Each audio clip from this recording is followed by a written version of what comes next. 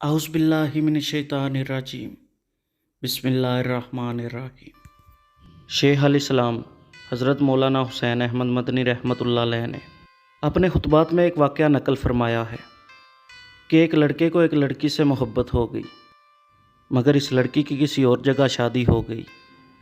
لڑکا بڑا پریشان ہوا، لڑکی کو خط لکھا کہ بی بی میں تمہارے ساتھ شادی کی کوشش میں تھا مگر قسمت میں نہیں تھا، اب آپ ایک دفعہ میرے ساتھ ملاقات کر لیں، اس کے لیے جو بھی فرمائش ہوگی میں پوری کروں گا۔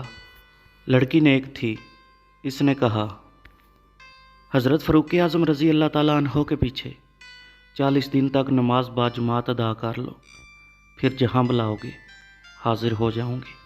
لڑکا پہلے لڑکی کے مکان کی طرف چکر لگاتا تھا، مگر 40 دن کے بعد اس نے جانا ختم کر دیا۔ لڑکی نے پیغام بھجوایا کہ اگر میری فرمائش پوری کی ہے تو میں حاضر ہوں۔ لڑکے نے کہا پہلے میرے دل میں آپ کی محبت تھی، مگر اب اللہ تعالیٰ کی محبت بیٹھ گئی ہے، اب آپ کا اور میرا راستہ جدا ہے۔ لڑکی نے حامد کو یہ بات بتلا دی۔